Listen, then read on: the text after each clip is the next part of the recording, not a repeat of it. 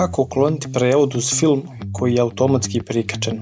Sad pazite na šta mislim. Nekada vam se desi da skinete film na koji pogledajte ovdje samo jedan fajl u pitanju, znači nemam nigdje prevod za njega. Međutim, kada ga pustite, uz njega je prikačen neki titl. To može predstaviti problem na nekim televizorima ili nekim playerima i ne možete pustiti prevod koji vi hoćete. Recimo uz ovu seriju ovdje u epizodu prikačen je engleski titl, a ja hoću na svom TV-u da pustim sa našim titlom na našem jeziku. Međutim, taj prikačeni titl uz file forsira taj engleski titl i pošto imam neki lijevi TV, ne mogu da podesim da mi pusti prevod koji ja hoću, već koji on hoće. Sad pazite ovako, da biste to riješili, postoji jedan fin alat koji se zove MKV Tool Nix, otprilike, znači alat je besplatan, izgleda ovako. I sad pazite ovo, kad ubacim u njega ovaj file, znači ovu epizodu, film, seriju, nebitno, ovdje ga znači prevučite i sad pazite šta sve dole taj file ima prikačeno na sebi. Razne neke dodatke, tagove, čuda koje kakva, između ostalog vidite ovdje imate dva prevoda, znači na engleskom jeziku, evo vidite ovdje čak vam piše jezik.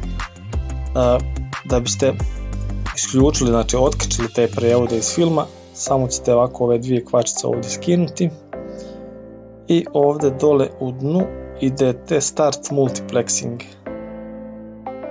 i sad će vam lijepo, ovdje dole imate progres, napraviti kopiju tog fajla koji je bez titla.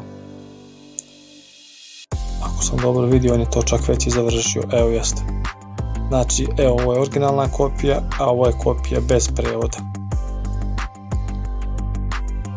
Evo sada kad ubacim ovu novu verziju, evo vidite ovdje lijepo imate samo video, audio i neke tagove, to su neki detalji u videu, nema više onoga titla.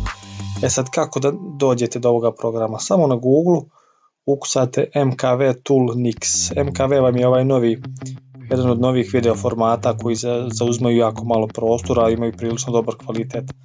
Tako da kad skinete neku recimo film ili seriju, evo pazite, ovaj video uzima 500 MB, a traje oko sat vremena, što je prilično dobro, a dobra je rezolucija. Znači odete na Google, ukucate MKV Tool Nix, odete na prvi rezultat, program je potpuno besplatan, naravno za Linux i Unix je napravljen, ali ima verzija i za Windows. Idete ovdje na Download, znači da ga preuzmete i tu vam nudi razne verzije Linux sistema, da ne biste sad ovako listali tu pola sata, idete ovdje na Windows. Eto, tu vam nudi par nekih verzija za Windows, iskreno da vam kažem, osim što ima 32 bitna i 64 bitna verzija, nisam upratio neku razliku.